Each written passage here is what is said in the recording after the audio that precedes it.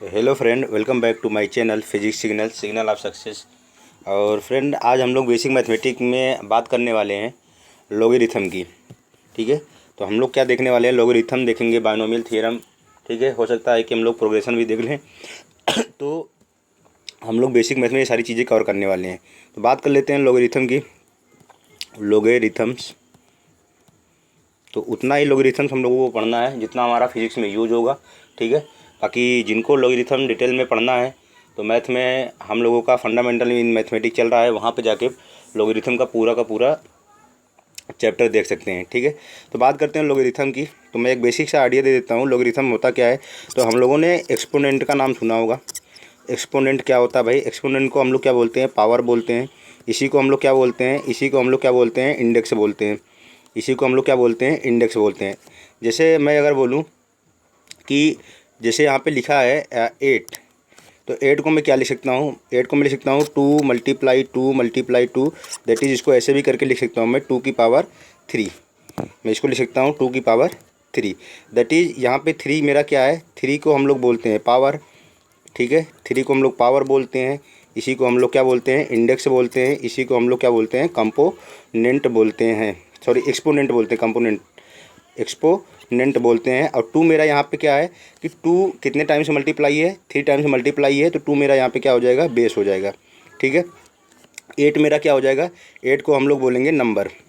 8 को हम लोग क्या बोलेंगे? नंबर बोलेंगे। दैट इज़ अगर कोई चीज़ मुझे लिखनी हो, जैसे यहाँ पे अगर मैं लिख रहा हूँ 10 की पावर 100, 10 की पावर 100, तो 10 की पावर 100, यहाँ पे 10 मेरा क्या हो जाएगा? 10 मेरा हो जाएगा बेस, एंड 100 क्या हो जाएगा? पावर। और यहाँ पे जो 10 की पावर 100 आएगा, जो पूरा निकल के आएगा, वो मेरा क्या हो जाएगा? नंबर। वो मेरा क्या हो जाएगा? नंबर। तो ये एक्सपोनेंट वाला हम लोगों ने मैथमेटिक्स में किया होगा। ठीक है, तो अब बात करते हैं लॉगरिथम्स क्या होता है। लॉगरिथम्स एक्चुअल में क्या होता है कि किसी भी एक्सपोनेंट को हम लोग जब लॉगरिथम में क्या करते हैं? कन्वर्ट करते हैं, उसी को हम लोग क्या बोलते हैं? लॉग बोलते हैं। ठीक है, तो जैसे मेरे पे यहाँ पे लिखा हुआ है, कोई एक्सपोनेंट लिखा हुआ है, कोई एक्सपोनेंट मेरे पास यहाँ पे लिखा हुआ है। मैं मान लेता हूँ यहाँ पे लिखा हुआ है ए की पावर एन, ए की power N is equal to M, A की power N is equal to N. तो सीधे पता चलता है अगर एक्सपोनेंट लिखा हुआ है, मेरा बेस कितना यहाँ पे है? मेरा बेस यहाँ पे होने वाला है ए। मेरे पास में पावर कितनी निकल के आएगी? तो पावर कितना है? एन। और जो नंबर है वो मेरा नंबर क्या है? नंबर जो मेरा निकल के आएगा वो है एम। दैट इज कि एक को जब हम एक ही बेस पे जब हम लोग पावर एन लगाएंगे तो नंबर निकल के आने वाला है एम। क्लियर? अब इसी को हम लोग किस में चेंज करते हैं? तो लॉग कोई अलग चीज़ नहीं है, ये सिंपल सा तरीका है कि एक्सपोनेंट को हम लोग लॉगरिथम में जब क्या करते हैं? कन्वर्ट करते हैं। तो अब इस बेस को यही रहने देंगे हम लोग, जो नंबर है उसको हम क्या बना लेंगे? पावर। तो उसके सामने क्या लगा देंगे? लॉग। क्या लगा देंगे? लॉग। बेस कितना? बेस वही रहने वाला है ए, और जो नंबर है एम ऊपर पे आ जाएगा और इधर पे आ जाएगा एन। ठीक है, ये होता है लॉग। अब ये जो एक्सपोनेंट था ये किस में कन्वर्ट हो गया? ये कन्वर्ट हो गया लॉग में। ठीक है, वही बात करते हैं यहाँ पे बेस कितना है? बेस जो कितना है? बेस मेरा है ए, और पावर कितना है? पावर बोल लो, एक्सपोनेंट बोल लो, या फिर इंडेक्स बोल लो, कितना है? एम। और एन कितना है? नंबर जो नंबर निकल के आया है, कितना है? नंबर जो निकल के आया है वो हो गया एन। क्लियर? तो सिंपल सा फंडा है कि भाई किसी भी एक्सपोनेंट को हम लोग किस में बदल सकते हैं? एक्सपोनेंट में बदल सकते हैं। ठीक है, शर्त क्या होनी चाहिए? शर्त ये होनी चाहिए कि ए मेरा क्या होना चाहिए? ए ग्रेटर देन क्या होना चाहिए? ए ग्रेटर देन 1, और A greater than 0, A not equal to 1। Clear? A मेरा क्या होना चाहिए? ए मेरा 0 से बड़ा होना चाहिए और 1 के इक्वल नहीं होना चाहिए। जो पावर है एम भी क्या होना चाहिए? एम भी मेरा 0 से बड़ा होना चाहिए। ये किसकी शर्त है? लॉग की शर्त है। ठीक है, बात करते हैं आगे एक एग्जांपल की। एक एग्जांपल से हम लोग देख लेते हैं। जैसे मेरे पास में कोई नंबर है, जैसे यहाँ पे लिखा है कि भाई किसी ने दे दिया कि 3 की पावर 8 को, ये 3 की पावर 8 जो है ये किस में है? एक्सपोनेंट में है।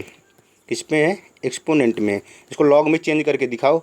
तो हम लोग क्या कर लेंगे, सीधे इसको किसी नंबर मान लेंगे, that is y equal to 3 की पावर कितना 8, y इक्वल टू 3 की पावर 8 या x इक्वल टू 3 पर कुछ भी मान सकते हो, ठीक है। इसको मुझे लॉग में चेंज करना है, तो मैं क्या करूँगा भाई लॉग में चेंज करते समय बताया हूँ मैं अभी कि भाई बेस वही रहेगा, दैट इज़ इसको क्या लिखेंगे log to the base 3, log to the base 3। अब ये क्या हो जाएगा, जो 8 है, अब जो 8 है वो कहाँ पे चला जाएगा, वो बन जाएगा नंबर, और y जो है मेरा क्या बन जाएगा पावर, जैसे log 3 की पावर y इक्वल टू मेरा क्या हो जाएगा 8। मैं इसको ऐसे लिख सकता हूँ। जैसे एक एग्जांपल की और मैं बात करूँ, यहाँ पे मैं एक एग्जांपल ले रहा हूँ सिंपल सा, कि भाई 2 की पावर 3 जो लिया था, कि 2 की पावर 3 इक्वल टू कितना होता है 8, 2 की पावर 3 इक्वल टू क्या होता है 8। इसको लॉग में चेंज करके दिखाओ, तो बेस तो वही रहने वाला है, तो यहाँ पे लिखेंगे log टू दी बेस 2, ये 8 कहाँ पे आ जाएगा, इसकी पावर में आ जाएगा, 8 यहाँ पे आ जाएगा, इक्वल टू कितना हो जाएगा 3, that is log to the base 2 power 8 equal to कितना हो जाएगा 3।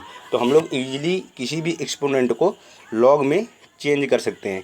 क्लियर, आगे देखते हैं भाई आगे क्या है। तो लॉग इसका मतलब क्या है कि अगर कहीं पे लिखा गया है x इक्वल टू ए की पावर n, इसको मुझे लॉग में कन्वर्ट करना हुआ तो मैं क्या लिखूँगा, मैं लिखूँगा log to the base a, x ऊपर आ जाएगा और यहाँ पे इक्वल टू क्या हो जाएगा n। इसको मैं एक्सपोनेंट को ऐसे करके लॉग में चेंज कर सकता हूँ। शर्त बता दिया था कि ए क्या होना चाहिए भाई, ए ग्रेटर देन 0 होना चाहिए, ए नॉट इक्वल टू क्या होना चाहिए 1 के इक्वल नहीं होना चाहिए, और जो ए का पावर है दैट इज़ जो लॉग के बेस का पावर है एक्स, वो भी क्या होना चाहिए 0 से बड़ा होना चाहिए। तो ये शर्त पता होनी चाहिए हम लोगों को लॉग का सॉल्व करते हुए, ठीक है। अगली बात आती है कि भाई जब लॉग का बेस 10 होता है, जब बेस 10 होता है, बेस कितना होता है 10 होता है, तब हम लोग क्या लिखते हैं लॉग लिखते हैं, ठीक है। और जब बेस क्या होता है, जब बेस ई होता है, ई को हम लोग बोलते हैं यूलर्स नंबर, इसको क्या बोलते हैं यूलर्स नंबर, ठीक है। जब बेस ई होता है तो उसको हम लोग बोलते हैं एलन, क्या लिखते हैं एलन।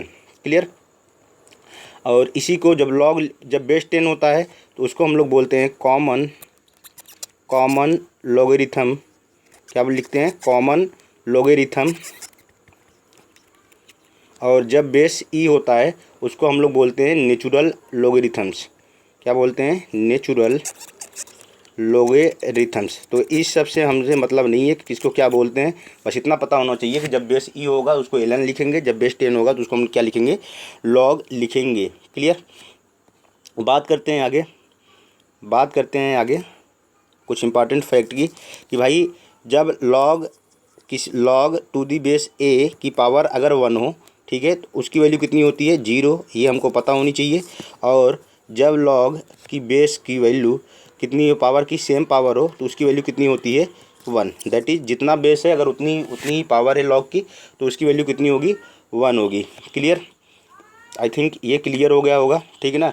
यहाँ पे यूलर कांस्टेंट जो मैंने बताया हुआ था ई की वैल्यू होती है नियरली इक्वल टू 2.718 के इक्वल होती है। क्लियर, तो यहाँ से आई थिंक पता चल गया होगा कि कैसे लॉग को सॉल्व करते हैं। लॉग कुछ अलग सी चीज़ नहीं है भाई, एक्सपोनेंट को हम लोग एक अलग तरीके से लिखते हैं, उसी को हम लोग क्या बोलते हैं लॉग बोलते हैं। क्लियर, अब कुछ प्रॉपर्टीज़ है लॉग की, उसको हम लोग देख लेते हैं यहाँ पे। तो यहाँ पे जल्दी से देख लेते हैं कि प्रॉपर्टीज़ ऑफ लॉग,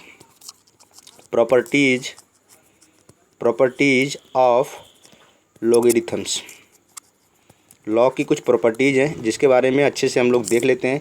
बात करें पहली प्रॉपर्टी की, पहली प्रॉपर्टी है लॉग टू दी बेस ए की पावर m इंटू n करके लिखा हुआ है अगर कहीं पे, इसको हम लोग लिख सकते हैं log to the base a की power m plus log to the base a की पावर n, ठीक है। तो हम लोग इसको ऐसा करके लिख सकते हैं,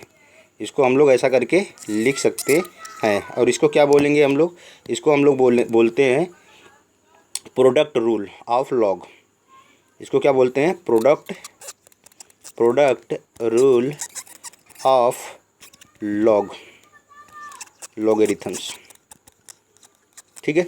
एग्जाम्पल की मैं बात करूं, जैसे मेरे पे यहाँ पे लिखा गया है log 2 की पावर 6। तो इसको मैं क्या कर सकता हूँ, स्प्लिट करके लिख सकता हूँ। स्प्लिट में जब करूँगा तो मैं इसको आगे लिख सकता हूँ log 2 की पावर कितना 6 को क्या लिख सकता हूँ 2 इंटू 3। तो इसको मैं लिख सकता हूँ क्या log 2 की पावर, ये प्रॉपर्टी लगा के कि ये m इंटू एन है, तो log 2 की पावर 2 प्लस log 2 दी बेस 2 की पावर कितना 3। अब log 2 की पावर 2 अभी हम लोग पढ़ के आए हैं कि log की जितनी बेस है उतनी अगर पावर हो उसकी वैल्यू कितनी होती है 1, तो इसकी वैल्यू हो जाएगी 1 प्लस log 2 दी बेस 2 की पावर 3। क्लियर। तो ईजिली हम लोग इसको लिख सकते हैं। ठीक है, बात करते हैं दूसरी प्रॉपर्टी की। भाई दूसरी प्रॉपर्टी क्या है दूसरी प्रॉपर्टी ये है कि कहीं पे अगर लिखा है log 2 दी बेस a की पावर m अपान में n, तो कुछ नहीं होगा, बस बीच में एक माइनस आ जाएगा। इसको हम लिख सकते हैं log 2 दी बेस a की power m minus log 2 the base a की पावर n। क्लियर। तो यहाँ से हम लोग लिख सकते हैं। ठीक है, तो ये इस प्रॉपर्टी को हम लोग क्या बोलते हैं, इस वाली प्रॉपर्टी को जब डिवाइड में करके लिखा हो इसको हम लोग बोलते हैं, इस प्रॉपर्टी को हम लोग क्या बोलते हैं, इस प्रॉपर्टी को हम लोग बोलते हैं इस प्रॉपर्टी को हम लोग बोलते हैं डिवीजन रूल। क्या बोलते हैं भाई, इस प्रॉपर्टी को बोलते हैं डिवीजन रूल। ठीक है, बात करता हूँ एक एग्जांपल लेके मैं बात करता हूँ। जैसे यहाँ पे लिखा है log 3 की पावर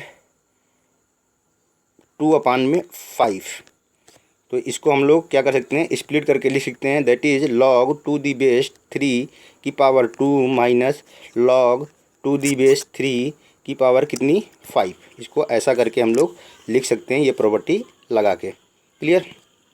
बात करते हैं नेक्स्ट प्रॉपर्टी की, प्रॉपर्टी नंबर 3।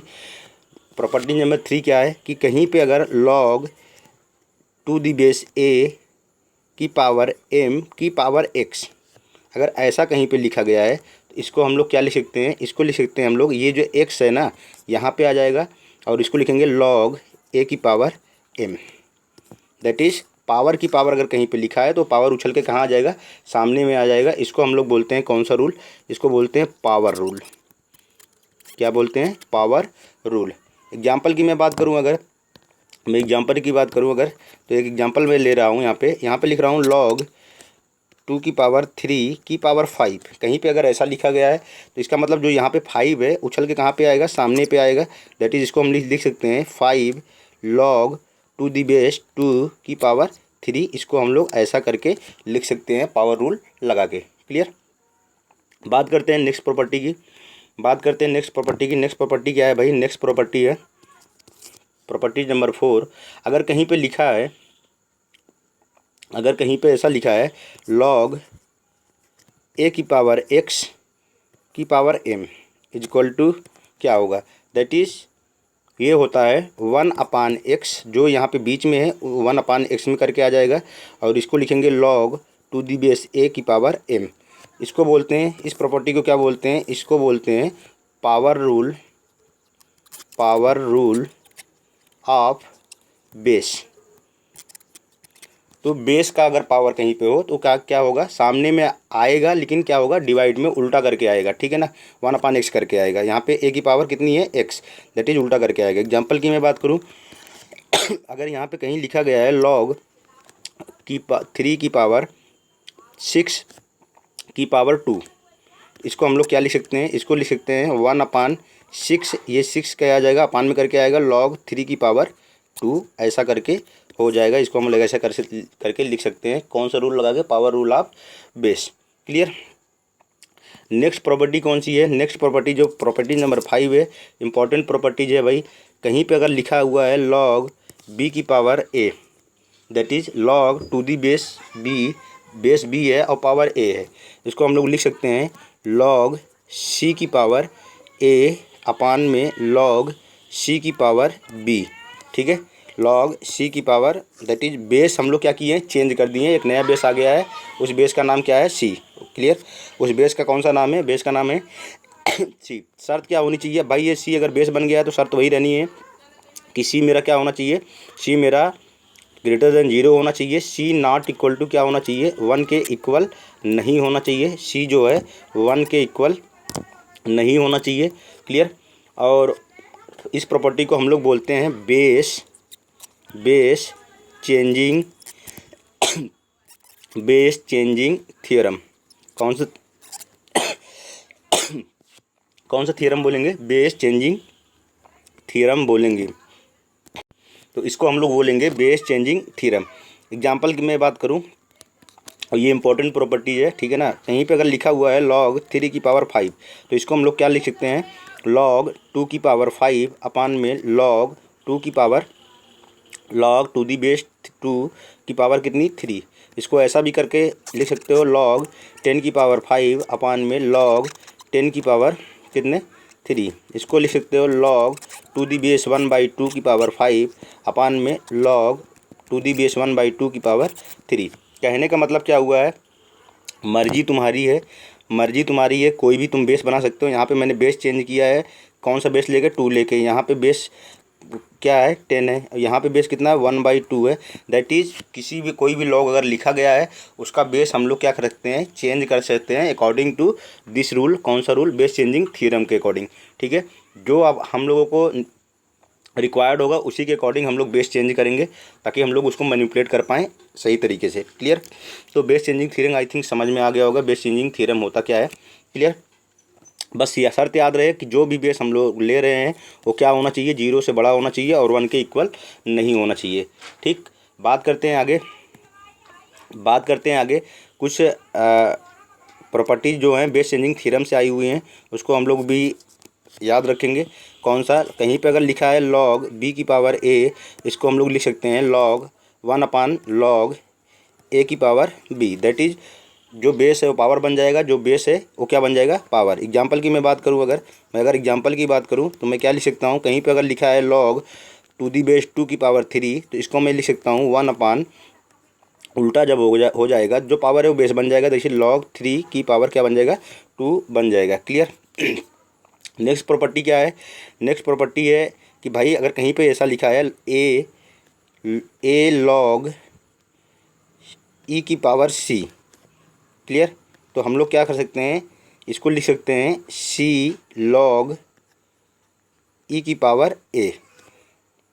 इसको कैसे लिख सकते हैं? इसको हम लोग क्या कैसे लिख सकते हैं कि भाई ये दोनों कभी भी किसी नंबर का पावर पे लॉग है तो उसका क्या हो जाएगा? पावर आपस में क्या हो जाएगा? इंटरचेंज हो जाएगा। दैट इज़ जहाँ पे ए था वहाँ पे क्या आ गया है? सी आ गया है। जहाँ पे सी था वहाँ पे क्या आ गया है? ए आ गया है। क्लियर? आई थिंक समझ में आ गया होगा, ठीक है, कि लॉग होता कैसे है और क्या क्या चीज़ें होती है लॉग में। तो ये इतनी सारी प्रॉपर्टीज़ हैं लॉग की जो हम लोगों को ईजिली पता होना चाहिए। बात करते हैं आगे कि भाई लॉग में और क्या चीज़ बच गई है। हाँ, कुछ इंपॉर्टेंट फैक्ट हम लोग लॉग के बारे में देख लेते हैं।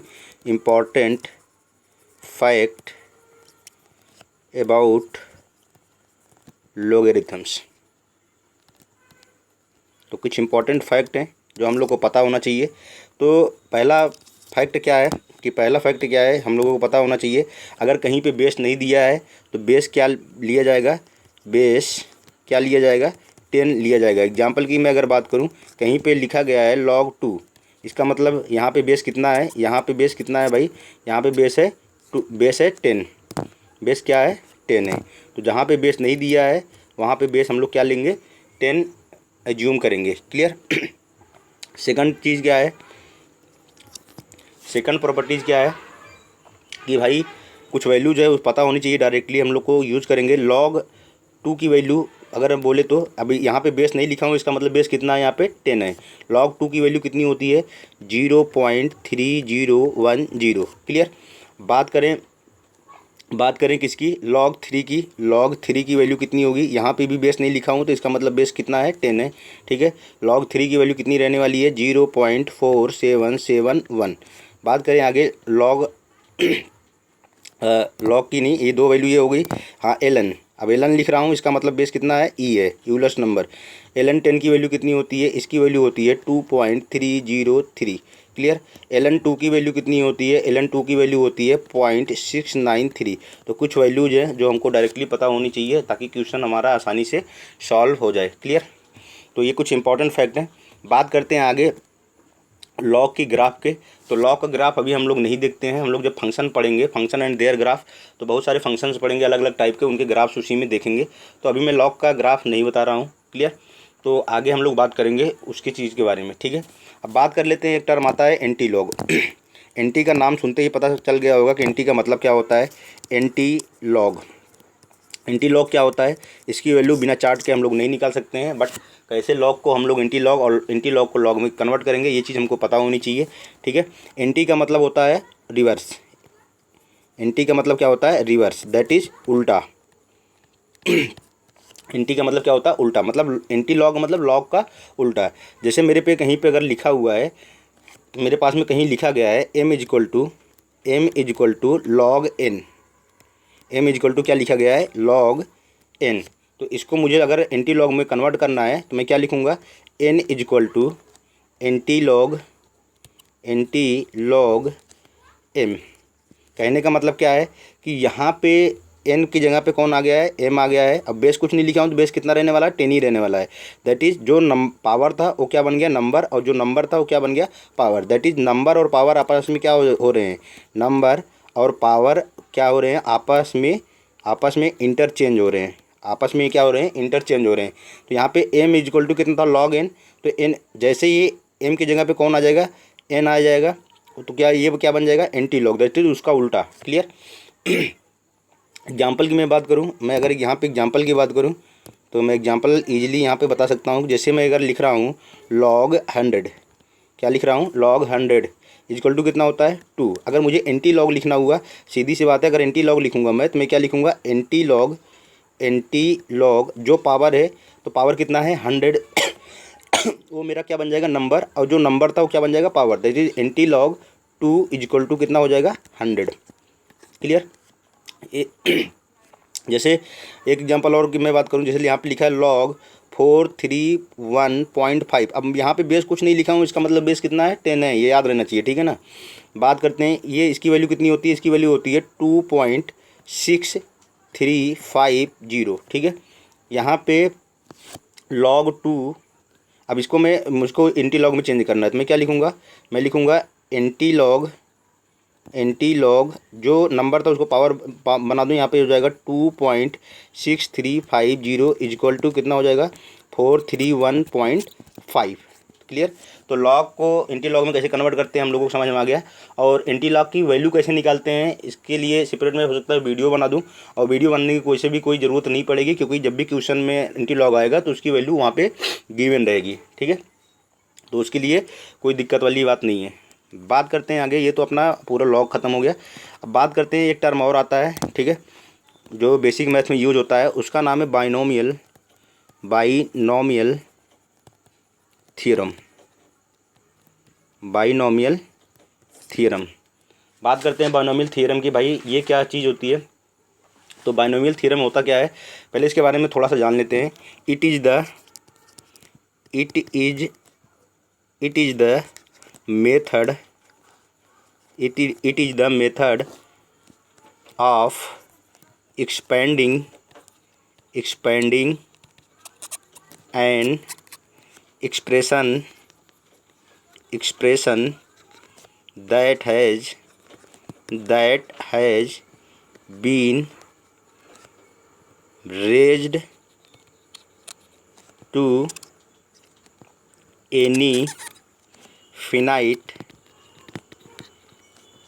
पावर। इसका मतलब क्या हुआ, मतलब क्या है कि भाई कोई भी अगर एक्सप्रेशन अगर लिखा गया है और उसका बहुत भारी भरकम सा अगर पावर दिया है, तो इसी को एक्सपेंड करने में हम लोग कौन सी टेक्निक यूज करते हैं, बाइनोमियल थ्योरम की टेक्निक यूज करते हैं। जैसे मैं अगर बोल दूं आपसे कि भाई एग्जांपल के तौर पे, जैसे मैं बोल दूं ये बताओ 1 प्लस 100 की पावर 50। अब इसकी वैल्यू बताओ, तो अभी क्या तुम इसको ब्रैकेट को ओपन करते फिरोगे क्या, भाई कितना लेंदी हो जाएगा, पता समझ रहे हो ना, ज़िंदगी गुजर जाएगी इसको निकालने में।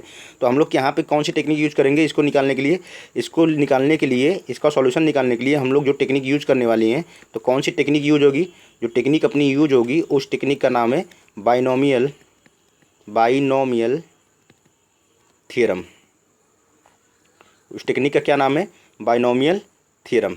ठीक है, तो देख लेते हैं कैसे करते हैं। अगर इसका जनरल फॉर्म हम लिखे बाइनोमियल थ्योरम का, जैसे अगर कहीं पे लिखा गया है x प्लस वाई की power n, x plus y की पावर n, तो इसको जब हम एक्सपेंड करेंगे ना, तो यहाँ पे क्या लिखेंगे? Summation of r is equal to 0 से लेके कहाँ तक? n, और फिर क्या लिखेंगे? n c r, फिर x की power n minus r into y की पावर r। तो ये टर्म निकल के आती है। अभी आप लोगों को कुछ समझ में नहीं आ रहा होगा मैंने ये क्या लिख दिया है। अब मैं फिर से बता रहा हूँ, x प्लस वाई की पावर जब हमें n को एक्सपेंड करेंगे तो इसको बोलते हैं समेसन। समेसन का मतलब क्या होता है? एक एक टर्म को जोड़ना। अब यहाँ पे NCR जो लिखा गया है इसका मतलब क्या होता है पहले समझ लेना है, ठीक है ना। तो NCR का मतलब क्या होता है? NCR जो मैंने यहाँ पे NCR लिखा है इसका मतलब क्या हुआ? NCR का मतलब होता है, इसको हम लोग ऐसे भी करके लिख सकते हैं। क्या लिख सकते हैं? C ब्रैकेट में करके NR, ऐसे भी करके इसको लिख सकते हैं NCR को। इसका मतलब क्या हुआ? इसका मतलब इसकी वैल्यू क्या होती है पहले तो ये देख लेते हैं। इसकी वैल्यू जो निकल के आती है वो होती है n फैक्टोरियल अपान में n माइनस r का फैक्टोरियल मल्टीप्लाई क्या? r factorial. ठीक है, अब ये जो यहाँ पे मैंने लिखा हुआ है, जो यहाँ पे ये वाला साइन लिखा हुआ है, ठीक है, ये वाला साइन इसको क्या बोलते हैं? इसको बोलते हैं फैक्टोरियल। क्या बोलते हैं? फैक्टोरियल। इस वाले साइन को क्या बोलते हैं? फैक्टोरियल हम लोग बोलते हैं। ठीक है, अब इसकी वैल्यू क्या होती है अभी डिस्कस कर लेते हैं। जैसे मेरे पे यहाँ पे लिखा हुआ है n फैक्टोरियल, तो n फैक्टोरियल की वैल्यू हम लोग कैसे निकालेंगे? हम लिखेंगे क्या? n से शुरू करेंगे, n लिखेंगे, ठीक है, मल्टीप्लाई n में से एक निकालेंगे तो कितना बचेगा? n माइनस 1, ठीक है, फिर उसमें से एक और निकालेंगे n माइनस 2, फिर ऐसे करके अप टू कहाँ तक जाएंगे? अप टू कहाँ तक जाएंगे? 1 तक। ठीक है, तो कहने का मतलब क्या हुआ है? जैसे अब मैं आगे एग्जाम्पल की बात करूँ, अगर मेरे पे कहीं पे लिखा हुआ है, मेरे पास कहीं ये लिखा हुआ है कि भाई ये बताओ 2 फैक्टोरियल कितना होगा, तो मैं क्या करूँगा? पहले तो 2 लिखूँगा, फिर 2 में से एक कम करूँगा, कितना? 1, तो इसकी वैल्यू कितनी हो जाएगी? 2। किसी ने बोला भाई ये बताओ 5 फैक्टोरियल कितना होगा, तो मैं क्या करूँगा? 5 से स्टार्ट करूँगा। 5 मल्टीप्लाई एक कम 4, मल्टीप्लाई एक कम 4 से 3, मल्टीप्लाई एक कम 3 से 2, मल्टीप्लाई 2 से एक कम 1। मतलब जो नंबर दिया हुआ है जिसका फैक्टोरियल मुझे निकालना है, वहाँ से उस नंबर से मल्टीप्लाई करते हुए एक कम नंबर करके सारे में मल्टीप्लाई करना। और कहाँ तक जाना है मुझे जाना है 1 तक। तो मैं इसकी वैल्यू अगर कैलकुलेट करूँगा तो कितना हो जाएगा? 20, और ये हो जाएगा 120। तो 5 फैक्टोरियल की वैल्यू कितनी निकल के आएगी? 120। किसी ने बोल दिया भाई ये बताओ 3 फैक्टोरियल कितना होगा, तो मैं कहाँ से स्टार्ट करूँगा? 3 से 3 इंटू 2 इंटू 1, दैट इज़ इसकी वैल्यू कितनी हो जाएगी? 6। क्लियर? तो कहने का मतलब क्या हुआ है कि फैक्टोरियल निकालते समय जो नंबर गिवन है वहाँ से स्टार्ट करेंगे, एक एक कम करके सारे को मल्टीप्लाई करते जाएंगे। कहाँ तक मल्टीप्लाई करेंगे? जब तक हम 1 पे नहीं पहुँच जाएँ। क्लियर? तो आई थिंक फैक्टोरियल का मतलब समझ में आ गया होगा। अब फिर से मैं बात करता हूँ NCR का मतलब क्या होता है। NCR, सी का मतलब क्या होता है? सी का मतलब होता है कम्बिनेशन। सी का मतलब क्या होता है? कम्बिनेशन। सी का मतलब क्या होता है? कम्बिनेशन। कम्बिनेशन का मतलब अगर मैं बात करूँ, कंबाइन का मतलब क्या होता है? जोड़ना, दैट इज़ ऐड करना, एडिशन।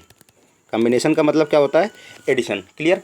तो यहाँ पे NCR बताता क्या है हम लोगों को? NCR जो बताता है ये क्या बताता है? ये बताता है कि number of ways to choose r items from a set of n items where order of items does not matter. ठीक है, इसी को हम लोग क्या बोलते हैं? इसी NCR को हम लोग बोलते हैं बाइनोमियल कोफिशिएंट। NCR को हम लोग क्या बोलते हैं? Binomial coefficient. अब मैं बताता हूँ कि मतलब क्या हुआ इसका। मतलब ये हुआ कि भाई एनसीआर का मतलब क्या हुआ कि मुझे क्या है कि नंबर ऑफ़ वेज ये मुझे तरीका बताता है कि आर आइटम्स को चूज करने में मेरे पास में एन कोई नंबर है, ठीक है, उसमें से आर आइटम्स में अगर चूज करूँगा तो कितने तरीके हैं उसको चूज करने के लिए। क्लियर, ठीक है। तो सारे को मैं एडअप करूँगा तो मेरे पास में क्या हो जाएगा, पूरा एक कम्बिनेशन आ जाएगा, एक कंबाइन आ जाएगा। कहने का मतलब है मेरे पास में मान लो एन कोई चीज़ है, ठीक है, उसमें से आर चीज़ चूज करनी है। मैं बोलूँगी एन की वैल्यू 10 है, ठीक है, एन की वैल्यू कितनी है 10 है और आर की वैल्यू 2 है। तो बताओ मतलब 10 चीज़ों में 2 चीज़ मुझे चूज करना है तो कितने तरीके होंगे, ये कौन बताएगा, एनसीआर मुझे बताएगा। 10 चीज़ है मेरे पे, मुझे आर चीज़ उसमें से चुननी है, तो उस चीज़ को मैं चुनाव कैसे करूँगा, इसको कौन बताएगा, एनसीआर बताएगा कि कितने मेरे पास में अलग अलग तरीके होंगे कि मैं इसको आर को चूज कर सकता हूँ। क्लियर। और इसी को हम लोग क्या बोलते हैं, बाइनोमियल, एनसीआर को ही बोलते हैं बाइनोमियल कोफिशिएंट, ठीक है ना। Order of item does not matter, order कोई जो आइटम का आर्डर है वो मैटर नहीं करता, दैट इज कि किस आर्डर में आइटम रखा हुआ है ये मैटर नहीं करता, इजीली हम लोग यहाँ से चूज कर सकते हैं। तो बाइनोमियल क्या बताता है, बाइनोमियल अगर बेसिकली मैं बताऊँ तो कोई भी अगर भारी भरकम नंबर है, उसकी पावर बहुत हाई है, तो उसके कैलकुलेशन में ये काम आता है, ठीक है, उसके कैलकुलेशन में क्या होता है, काम आता है। और ईजिली हम लोग इसको क्या कर सकते हैं, ईजिली हम लोग इसको निकाल सकते हैं। बात करते हैं जो ये ज़्यादा मैंने बता दिया है, ये एक्चुअल में मैथ में यूज़ होता है, जो सिंपली फिजिक्स में जितना यूज़ होगा वो केवल सिंपल सा है, और वो जो सिंपल सा है उसके बारे में केवल हम लोग बात करेंगे, ठीक है ना।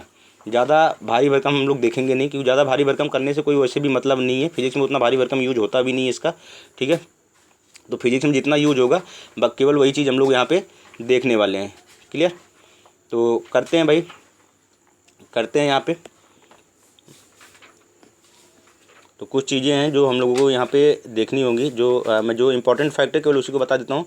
हाँ, एक एग्जांपल ले लेता हूँ मैं, ठीक है ना, एक एग्जांपल मैं ले लेता हूँ ताकि इजीली समझ में आ जाए। जैसे मेरे पास में यहाँ लिखा हुआ है, मेरे पास क्या लिखा हुआ है, मेरे पास लिखा है x/3 प्लस 2/y की पावर कितना है 4 है, ठीक है।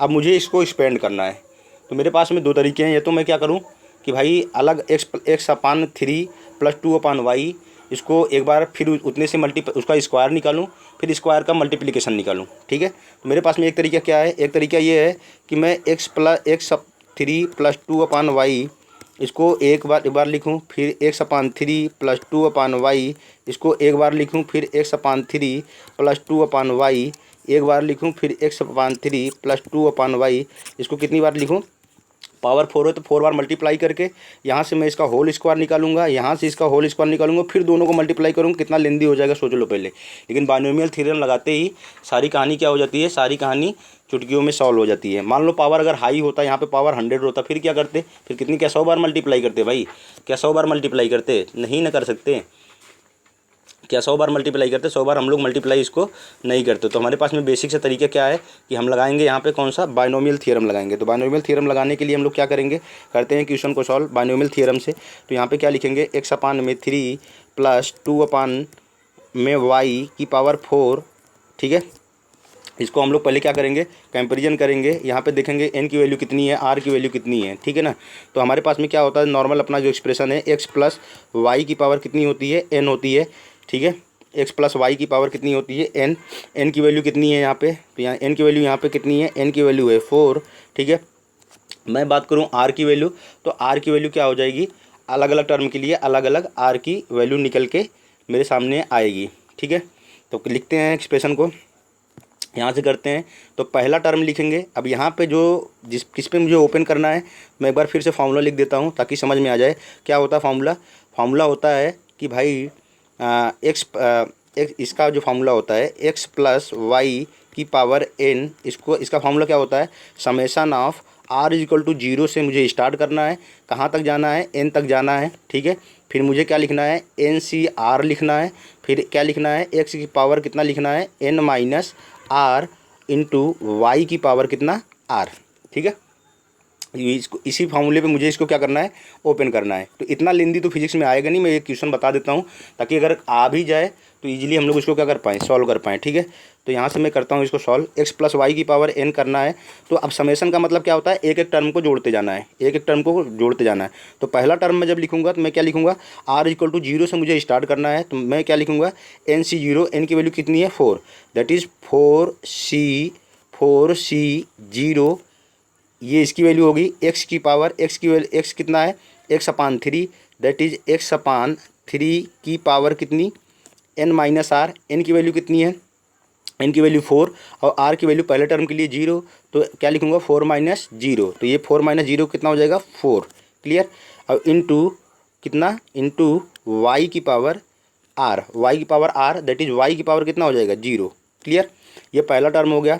अब ये पहला टर्म हो गया। अब प्लस, ये समेशन का मतलब ही होता है कि भाई एक एक टर्म को तुमको जोड़ना है। प्लस दूसरा टर्म लिखूंगा, दूसरा टर्म में जब लिखूंगा, दूसरा टर्म जब मैं लिखूंगा तो मैं क्या लिखूंगा, यहाँ से मैं लिखूंगा क्या, 4, एन की वैल्यू तो 4 ही है, 4c, आर की वैल्यू 0 हो गई है। अब आर की वैल्यू 0 से बड़ी क्या लेंगे, 1, that is 4c1 x upon 3, क्योंकि एक्स की वैल्यू कितनी है, एक्स अपान 3 की power n minus are, n minus are, n minus r कितना हो जाएगा, 4 माइनस 1, इसका माइनस इसका, तो कितना हो जाएगा ये 3।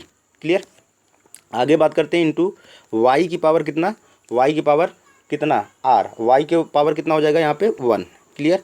बात करते हैं नेक्स्ट टर्म की। तो क्या लिखेंगे, 4c2, क्या लिखेंगे, 4c2 इंटू यहाँ पे क्या हो जाएगा, एक्स अपान 3 की पावर कितना हो जाएगा, ये 4 माइनस 2, दैट इज़ 2, और वाई की पावर कितनी हो जाएगी, आर, दैट इज़ 2।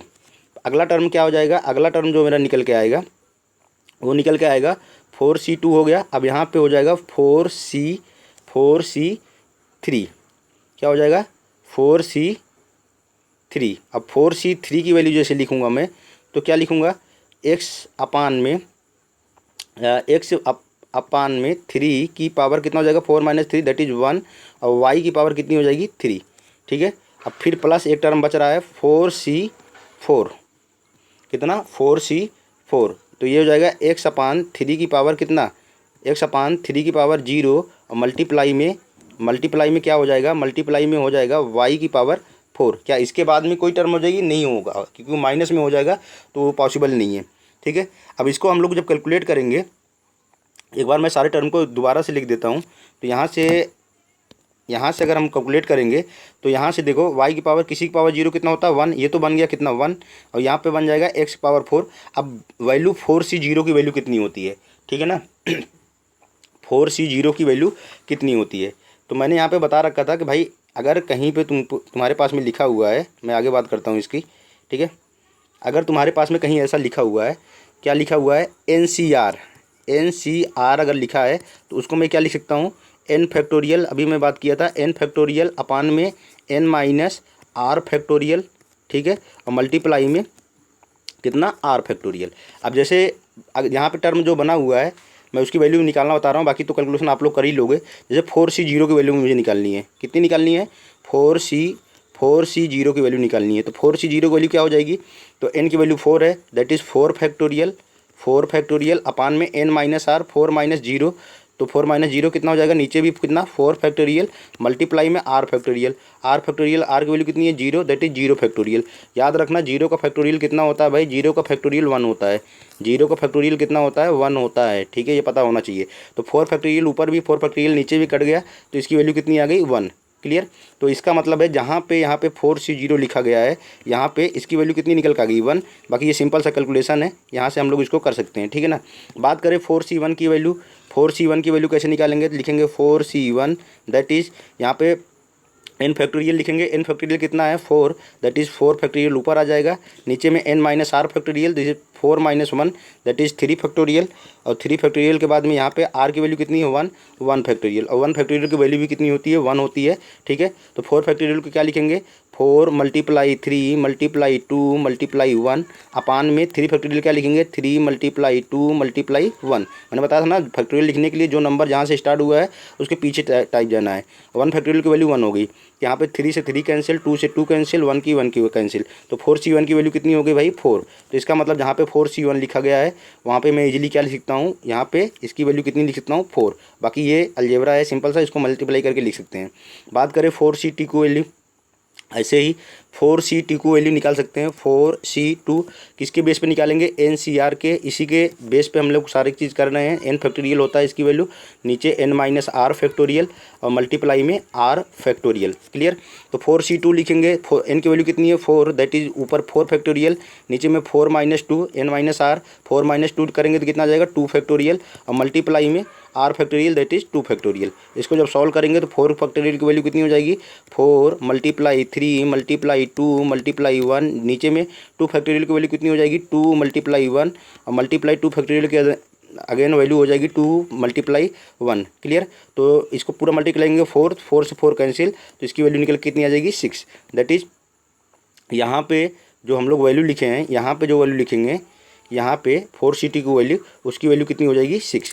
तो इसको हम लोग सॉल्व कर लेंगे। ठीक है, तुम लोग सॉल्व कर लेना भाई। इसको सॉल्व करने के बाद मैं डायरेक्ट आंसर लिख रहा हूँ कि क्या होने वाला है, क्या निकल के आने वाला है। ये निकल के आएगा x की पावर 4 अपान में 81 प्लस 8x³ अपान में 27y प्लस 8x² अपान में 3y² प्लस 32x अपान में 3y³ प्लस 16 की पावर 16 अपान y की पावर कितना 16 अपान y की पावर 4, 16 अपान y की पावर 4 जो क्वेश्चन दिया था उसका आंसर होगा। ठीक है, तो जिसको सॉल्व इतना लेंदी देखो फिजिक्स में आएगा नहीं, फिर बार बोल रहा हूँ।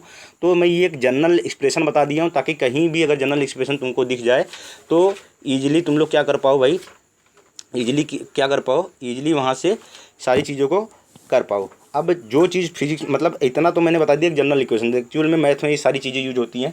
तो बाइनोमियल थ्योरम जब मैं मैथ में पढ़ाऊंगा, जिनको पढ़ना है बाइनोमियल थ्योरम वो आगे चल के इनको देख लेगा। ठीक है, अब बात करते हैं फिजिक्स में जो यूज होगा वो कौन सा यूज होगा, ये वाला टर्म यूज होगा। लिखते हैं इसको 1 प्लस एक्स की पावर n, 1 प्लस एक्स की पावर n इजक्वल टू क्या होता है, इसको हमको पता होना चाहिए 1 plus nx plus n minus 1 अपान में 2 factorial plus n minus 1 n minus 2 अपान में 3 फैक्टोरियल प्लस अप टू कहाँ तक जाना है भाई, अप टू जहाँ तक वो टर्म दिया है। ठीक है ना।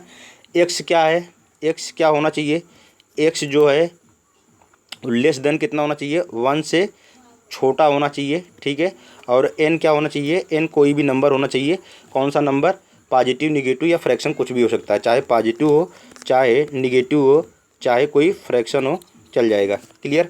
तो एक्चुअल में देख रहे हो जो ऊपर टर्म लिखा हुआ है यही तो लिखा हुआ है भाई। अब बताओ 1 प्लस एक्स की पावर n को अगर तुम लोग इसको ब्रेक करोगे, जो अभी हम लोग जनरल फार्मूला पढ़ के आए हैं, x प्लस वाई की पावर कितना n is equal to summation of r is equal to 0 से कहाँ तक करना है मुझे, n तक करना है। समेसन क्या ले होता है इसका NCR x की power n minus r into y की पावर कितना y की पावर r।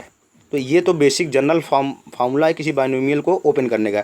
अब बताओ यहाँ पे x की वैल्यू कितनी हो गई है, x की वैल्यू हो गई है 1 और y की वैल्यू कितनी हो गई है, y की वैल्यू हो गई है x। क्लियर। तो इसी पे तो यही तो लिखा गया है भाई, x की वैल्यू 1 हो गई है। तो इसको मैं जब ब्रेक करूँगा पहले क्या लिखूँगा NC 0, तो यहाँ पे लिखूँगा मैं पहले मैं क्या लिखूँगा NC 0, मैं क्या लिखूँगा NC 0। उसके बाद में क्या लिखूँगा, क्योंकि n लिख रहा हूँ ना, NC 0 0 से लूँगा x की पावर 1। अब x की वैल्यू कितनी हो गई 1, तो 1 की पावर कितनी है n माइनस आर, तो n minus r that is 1 की पावर कितना n, 1 की पावर n। ठीक है, y की पावर कितनी हो जाएगी इंटू वाई की पावर 0।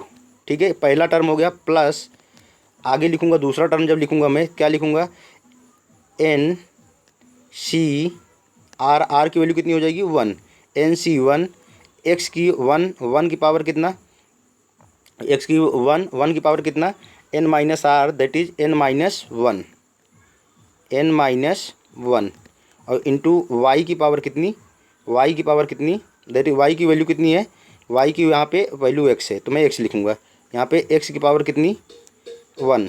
ठीक है, अब प्लस, अब एक चीज़ देख रहे हो, ये जो ऊपर टर्म लिखा है ना, यही चीज़ लिखा हुआ है भाई, थोड़ा ध्यान से देखोगे ना तो समझ में आ जाएगा। ये यही टर्म लिखा हुआ है, ध्यान से देखो इसको। यहाँ पे देखो, यू एन सी जीरो की वैल्यू कितनी होती है, एन सी जीरो की वैल्यू हो जाएगी वन, इसकी वैल्यू वन, इसकी वैल्यू वन, तो ये पूरा टर्म मिला के कितना बन जाएगा, वन। तो देख लो यहाँ पे वन आया है। दूसरे टर्म की बात करें, एन सी वन लिखेंगे। अब एन सी वन जब लिखेंगे तो एन सी वन कितना होता है, उसकी वैल्यू एन निकल के आएगी और बचेगा केवल एक एक्स, तो एन एक्स बचेगा।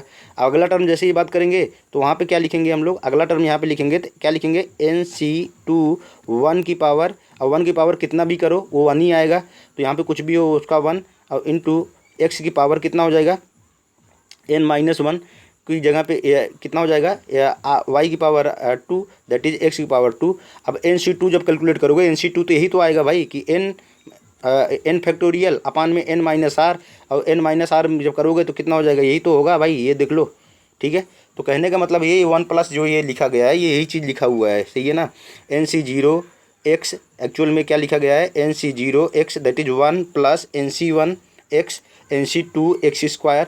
कहने का मतलब ये है कि ये जो टर्म मैंने लिखा हुआ है ना, वन प्लस एक्स की पावर एन, अगर इसको मैं सिंपली एक्सप्लेन करना चाहूँ तो मैं लिख सकता हूँ वन प्लस क्या, one plus n c one x plus क्या लिखूँगा, n c two x square plus n c three कितना, एक्स का cube plus up to so on, जो भी आगे तक टर्म होगा। ठीक है ना। अब यही तो जो लिखा हुआ है मैंने यहाँ पे, ये उसकी वैल्यू वही तो है भाई, ये चीज़ जो लिखी हुई है, चाहे ये लिखो चाहे ये लिखो। अब इसमें क्या रहेगा, तुमको ये निकालना रहेगा। अब इसमें क्या है कि डायरेक्ट हमको वैल्यू पुट करनी रहेगी। क्लियर, आई थिंक समझ में आ गया होगा। ठीक है ना, बात करते हैं आगे और क्या चीज़ है। फैक्टोरियल के बारे में मैंने बता दिया कि फैक्टोरियल क्या होता है। ठीक है ना, जो नंबर लिखा है वहाँ से लिखना शुरू करेंगे हम, आगे तक जाएंगे।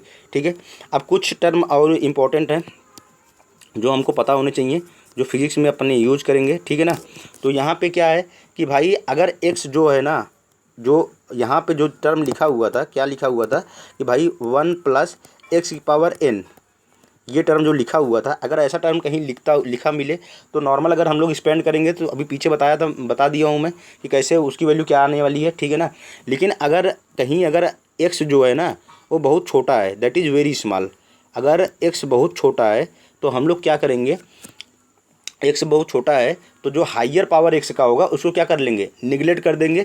क्योंकि अगर कोई चीज़ बहुत छोटी है उसका जितना भी पावर कर दोगे तो वो चीज़ क्या हो जाएगी, और छोटी होती जाएगी। तो यहाँ से डायरेक्ट हम लोग लिखेंगे, कब लिखेंगे, याद रखना कि x बहुत छोटा होना चाहिए। तो वन प्लस एक्स की पावर कितना लिख रहा हूँ मैं, n की वैल्यू कितनी हो जाएगी, ये हो जाएगी वन प्लस एन एक्स। ठीक है, बात करें वन प्लस, यहीं से अगर बात करें, अगर x बहुत छोटा है तो यहीं से बात कर लेते हैं, वन प्लस एक्स की पावर माइनस एन, इसकी वैल्यू क्या हो जाएगी, इसकी वैल्यू हो जाएगी one minus n x. Clear, और बात करें वन माइनस एक्स की पावर एन की, इसकी वैल्यू क्या रहने वाली है, इसकी वैल्यू रहने वाली है वन माइनस एन एक्स। ठीक है, और वन माइनस एक्स की पावर कहीं पे माइनस एन लिखा है, ठीक है ना, तो इसकी वैल्यू हो जाएगी वन प्लस एन एक्स। ठीक है, तो कैसे हम लोगों को याद रहेगा कि कहाँ पे माइनस आएगा, याद रहेगा कि कहाँ पे माइनस आएगा, कहाँ पे प्लस आएगा। पहली चीज़ ये पता होनी चाहिए कि ये हम तभी लगा सकते हैं जब x बहुत छोटा हो। अगर नहीं छोटा है तो इससे पहले जो फार्मूला करके आए हैं उस पर हम लोग उसको पुट करके तो सारी चीज़ें निकालेंगे। ठीक है ना, तो अप्रोक्सीमेशन कब करेंगे, जब x की वैल्यू क्या हो, बहुत छोटी हो। क्योंकि बहुत छोटा होगा तो उसका जितना भी हाइयर पावर होगा और छोटा होता जाएगा, दैट इज जीरो के इक्वल होता जाएगा। हम लोग उसको क्या कर देंगे, निगलेक्ट कर देंगे। तो वन प्लस एक्स की पावर जो n है, देखो यहाँ भी प्लस और n की पावर भी प्लस, तो प्लस प्लस में वन प्लस एक्स आएगा।